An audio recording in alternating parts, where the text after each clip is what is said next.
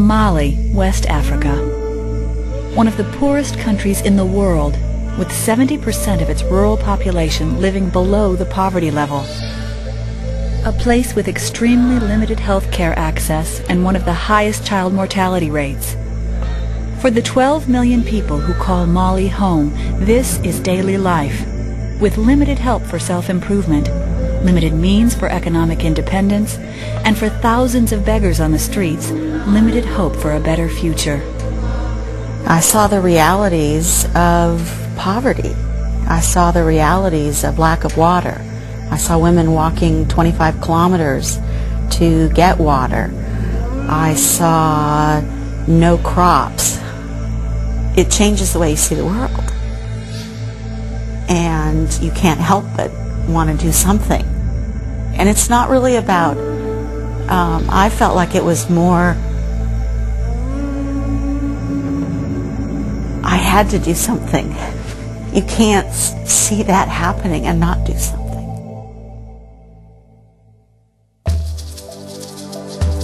Fortunately, for these victims of indescribable economic oppression, there are people who care.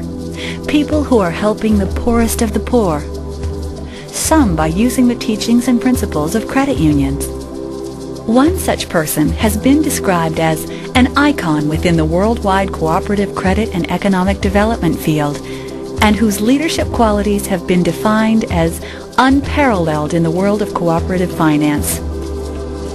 That someone is Carol Schillios. Carol started her credit union career in 1974, working as a secretary for the Washington Corporate Central Credit Union in Seattle, Washington. Carol has worked with hundreds of credit unions and credit union-related organizations, including the Washington Credit Union League, Credit Union National Association, the National Credit Union Roundtable, the Credit Union Development Education Program, National Credit Union Foundation, and the World Council of Credit Unions. In 1985, when Carol started her consulting practice, she made a commitment to help strengthen credit unions around the world. The often devastating poverty to which she was exposed influenced Carol to form the Schillios Fabric of Life Foundation in 2002. The purpose of her foundation is to form partnerships that focus on cooperative principles of self-help, building financial stability, education, non-discrimination, social responsibility, and cooperation among cooperatives. When I started the Fabric of Life Foundation, it was important to me that we follow that philosophy of people helping themselves, not creating dependency. And so that formed the whole basis of what we do, is helping people to learn skills to help themselves. Nobody likes to be dependent on other people. We want to be able to do it ourselves. And really that philosophy was developed for me through the credit union philosophy.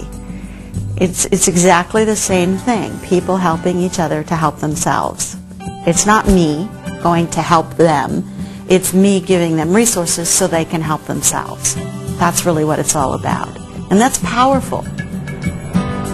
One of the Foundation's most powerful projects is the Harry J. Cooperative Training Center in Mali, West Africa, where young girls are transformed from beggars to businesswomen in 18 short months. Street children tend to grow up and be married beggars and then have begging children, and then the cycle gets repeated. And so we want to break that cycle. Once the girls come into the center, they begin to learn skills. We wanted to use local resources. We wanted to promote local indigenous kind of products and activities, so we chose to go with anything to do with fabrics. And so the girls are learning how to dye fabrics, how to weave fabrics, how to sew fabrics, and then beading is a tradition in Africa, so the girls are learning beading skills as well. Each girl gets a $20 stipend once a week, and that pays for her transportation, it pays for her food, and out of that she also opens a savings account, because part of the program is to help her recognize the importance of thinking about the future. Each young woman can choose to join the Harry J. Marketing Cooperative or have access to a microloan to start their own business. Upon graduation, they have the equivalent of 1 year's salary in savings, $150. The first 10 students in the pilot program graduated in July of 2006, and their diplomas were handed out by the First Lady of Mali. Joining Carol and Kaba at the graduation ceremonies along with the First Lady of Mali were over 300 officials and guests at the Bamako Congressional Palace. Among those attending were a delegation from Washington State. The first 10 students were in the pilot project. We came to the attention of the Mali government, and the First Lady of Mali heard about our project. She was the person who came to the ceremonies and handed out the diplomas to the girls. And that was a pretty proud moment, because here these girls who had been begging on the streets 18 months before were shaking the hand of the First Lady of Mali. And they couldn't believe it themselves. One of the girls said, "I would never have even been allowed near the gates of the Palais du Congrès. And here I am shaking the hand of the First Lady of Mali." That was pretty moving. We have big dreams, Kaba and I. We think big. And our dream is to have hundreds of girls in school. That's our future. Right now, we've graduated 10 girls. We've already started the second class, which is 20 girls, so 2 times the amount. It's not about growing bigger. We started it to see what 2 regular women could do to make a difference in the world. And if we stopped right now, we've changed the lives of 30 girls. And that's important. It's one small thing, but it's one big thing. And so it's not about numbers for us. It's about doing what you can do in very small ways. And if this inspires other people to do one small thing, then we've done our job.